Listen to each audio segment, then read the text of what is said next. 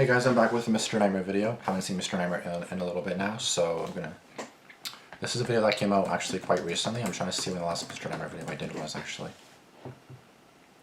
March 25th. So it's been a bit over a month. It's been like a month and a half.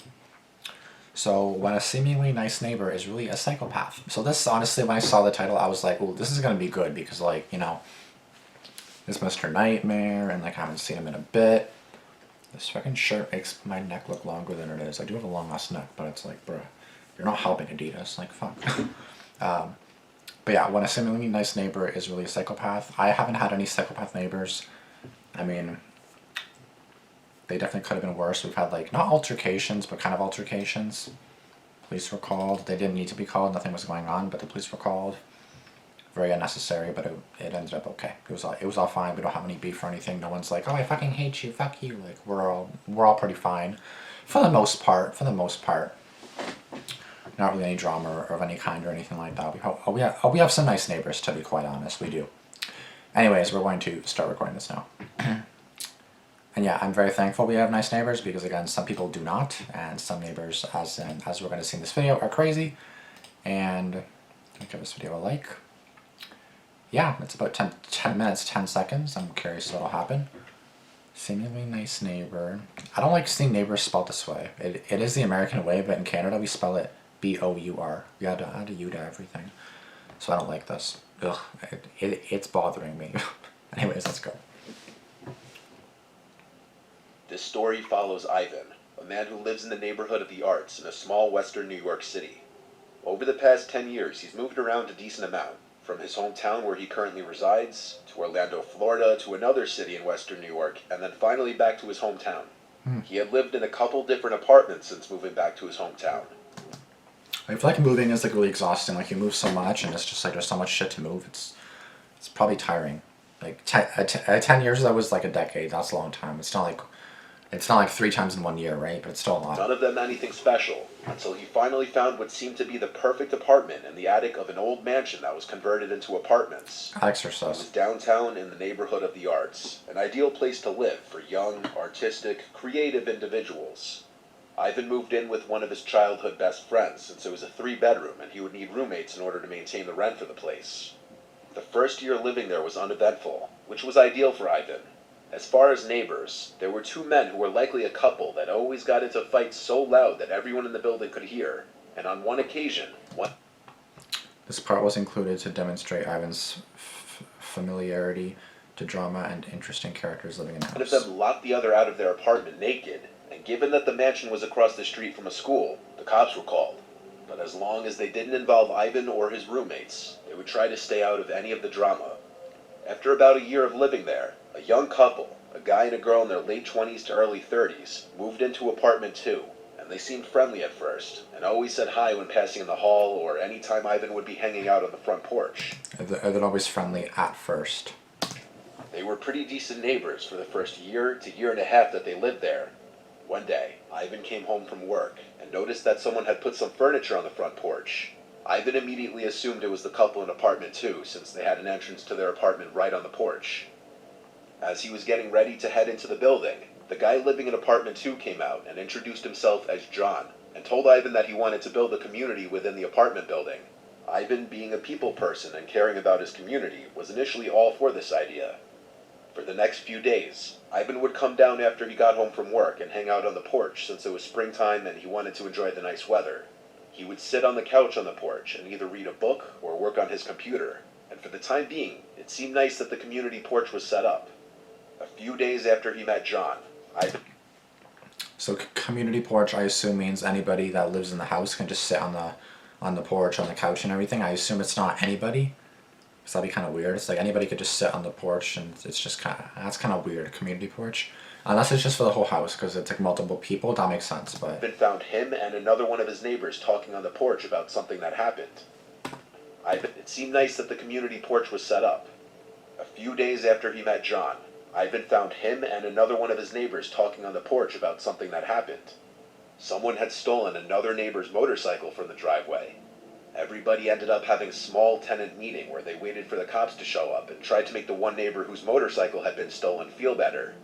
When the cops showed up, Ivan went up to his apartment and let the police do their jobs. The next day, when Ivan got out of work, he walked into his apartment and his roommate asked him about John, mentioning that he left gifts for every apartment. Everyone got something different. Ivan and his roommate's gift was a shoebox filled with comics, books, toys, and chocolates. The roommates agreed the gifts seemed odd, but at the time, Ivan's odd gesture could still just be seen as friendly. But then, Ivan's roommate told him something that started to make him uncomfortable about John.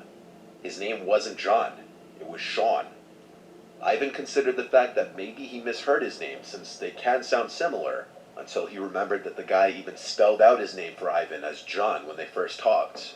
Sus. Later on that same night, Ivan's other roommate, who had moved in at the end of the previous year, came home after seeing his daughters and told Ivan that Sean was outside asking for him. He told him that when he was walking up to the building, Sean had come out from the shadows of the side of the building, wearing only a pair of shorts. He asked Ivan's roommate to have him come down and help him get something out of his trunk. After everything that was stacking up, Ivan knew there was no way he was going down there to help him. Something felt wrong to him, rightfully so. Ivan woke up the next morning to go to work, and on his way out of the building, he stopped on his porch, and in the middle of his front yard was what Ivan described as a hobo garden. Sean had set up a bunch of garbage around a half-empty refrigerator that had the door ripped off. There was broken glass everywhere, I assume this is the actual photo? That's so weird. and there was a patch of dirt dug up in front of it, as you can see in this picture taken by Ivan. Wow. Not only was this an extreme eyesore, That's definitely weird. It's like, what is this? but this would also be freakishly weird of somebody to do. Ivan immediately called his landlord and told him that he was not okay with that and that Sean was starting to weird everyone out. They told him they would address it, and so Ivan left it at that and went to work. When he got home from work, some of the garbage had been moved to the side of the road, but no one was around. Ivan decided that it would be better to just go up to his apartment and not get involved anymore, since he was starting to feel like something wasn't right. Ivan was only in his apartment for about 5 minutes at most before he started hearing yelling coming from outside the bedroom window. Not directed towards him, just loud yelling coming from outside. When he looked outside his window, he saw Sean throwing the garbage from the yard into the street. He was freaking out, apparently yelling to himself. Then another one of Ivan's neighbors, Mark, ran up to him and tried to calm him down. One of Ivan's roommates returns home at this time, and he decided to try to help calm him down as well. After a few minutes, things went silent other than the sounds of cars driving down the street. Ivan's roommate then came inside and started telling him about Sean's freakout outside. Sean had been yelling that he doesn't think he did anything wrong. By this point, it was clear that Sean was an unhinged individual, and so Ivan told his roommate to try not to interact with him if possible. Things seemed to be getting worse and worse. It was only a few hours later that Ivan started to hear more yelling and even started feeling the building walls shake a little bit. Someone was arguing with someone, and things were clearly getting physical, evident by all the noise and shaking. Ivan contemplated calling the police, but decided to text his neighbor Mark first, since he lived on the same floor as Sean. Mark didn't text back right away, not until after things seemed to calm down. Mark told Ivan that Sean got into a huge fight with his girlfriend, and Mark once again had tried to calm him down, and in response, Sean tried to fight Mark. Mark called the cops on him, and Sean ended up being taken to the station by the police. Things didn't end there, though. In fact, things only got worse. That Friday night, Ivan stayed at his girlfriend's apartment after the couple had a date night. When he woke up that morning at her place, Ivan had a slew of messages and missed phone calls. When he opened up the first message from his roommate, the first thing he saw was a picture of fire trucks outside of their apartment building. Apparently Sean had burnt down his apartment. Ivan's roommate said that only Sean's apartment was burnt up, but Ivan still rushed home after hearing that so he could figure out what exactly was going on. When he got there, Mark and Ivan's roommate were standing on the porch. Sean claimed that something went wrong with his stove, and that was it. But when the firefighters checked the building, they found that the vents around the outside of the house looked like they had been stuffed with towels and clothes, as if you were trying to keep the fumes from escaping. The cops were called, and Sean was taken away once again. But still, that wasn't the end of it. What? Sean officially got evicted that week, and that following Monday, Mark had gotten word that Sean had been released from holding. All the tenants were a little nervous to hear that. That Tuesday night, someone had showed up to the building and busted a bunch of the windows around the apartment, and very clearly tried gaining access to apartment 2. That someone was obviously Sean. There were also drawings, swastikas, and writings left on the back door, saying pig, land is free, kill, and Roy. Mark had enough and filed for a restraining order against Sean. Unfortunately, that only aggravated Sean more. Over the night on Wednesday, Sean would make another attack. Ivan woke up once again to a slew of texts. Mark and Ivan's roommate had apparently tried to wake Ivan up overnight, but he was in too deep of a sleep to hear them. Ivan opened up Mark's text since he saw he sent him the most messages, and there were a bunch of pictures attached. The pictures were all of Mark's car, burned to the ground, completely destroyed. Sean was erratic and dangerous, and now all the tenants were living in fear of what he would do next. The next night, all the tenants in the building had a meeting on the front porch. Mark filled everybody in on all the information that he gathered on Sean. Apparently, Mark had been in contact with Sean's mother, who was trying to smooth things over by being transparent with Mark. He found out that Sean was planning on skipping town. Mark also managed to get footage of Sean walking over to Mark's car overnight, and then walking away. There was a case here, but that didn't make anyone feel better about anything. As all the neighbors talked, everyone shared everything that they could. The woman in apartment 3 told everyone that one night she walked by her window only to see Sean out there, standing on the side of the building, using a bag of water that he filled with holes and just staring at her while doing so. The woman in apartment 4 had been receiving stalker-esque notes and poems in her mail. Everybody in the building was being terrorized by this guy. The last bit of information given to Mark by Sean's mom was quite disturbing.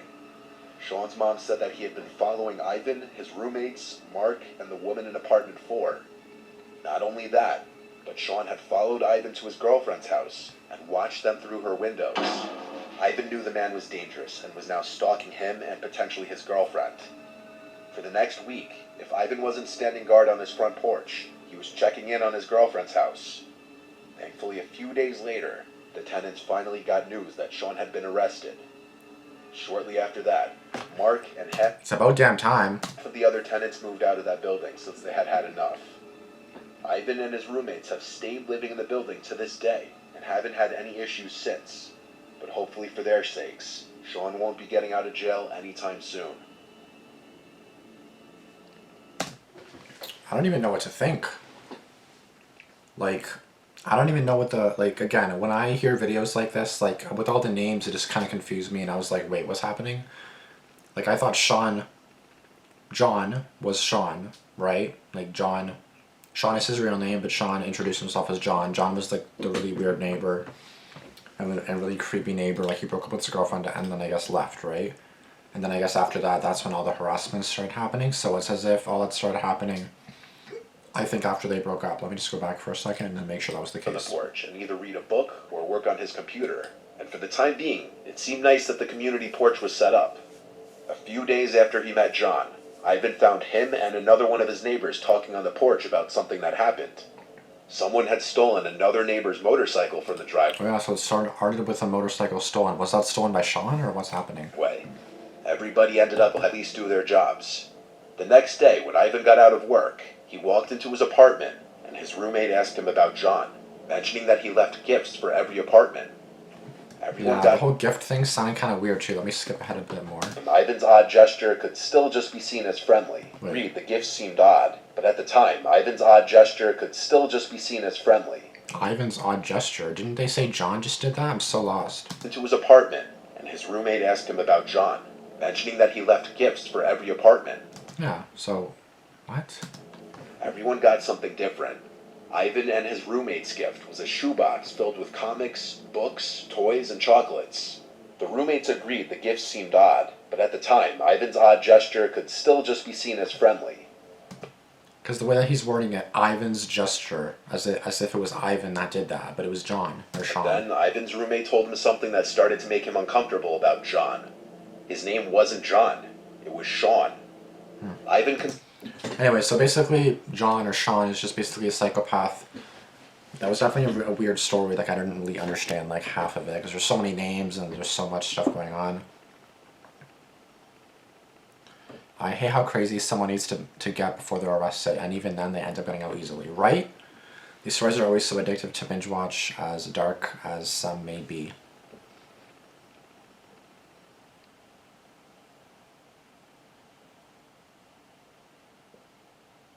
That's true. I don't know. I don't want to read that out loud. Well, I can, but I'm actually from Rochester, New York, and can confirm that unfortunately situations like these, as well as brutal murders, occur every single day without fail. It's sad to know how many unhinged people walk amongst us in society, and how much they can get away with before finally being stopped or given proper help.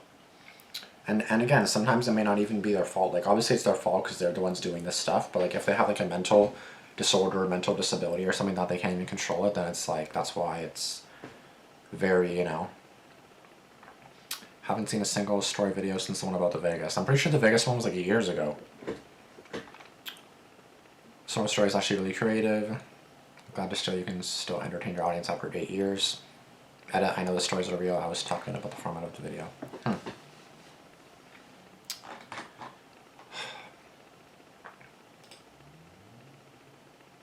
Yeah, so Ivan sent the story.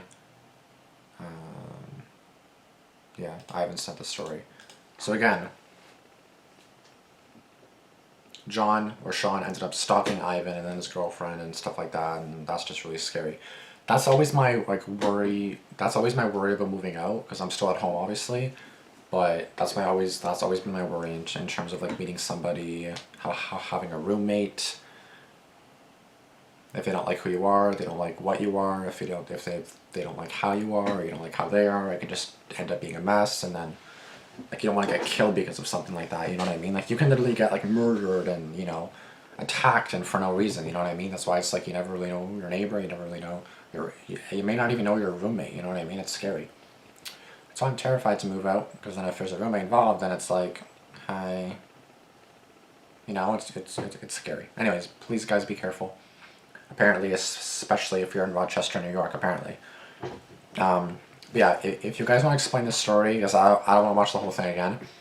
If I do watch the whole thing again, I'll probably understand it, but sometimes, like I said in past videos, I'm kind of slower when it comes to stuff like this, and if I'm kind of tired or a bit out of it, then I'm kind of like, wait, what? And then there's so many names, and then Ivan's girlfriend, boyfriend, this, and then there was like a gay couple that I think they mentioned, and it's just been so weird.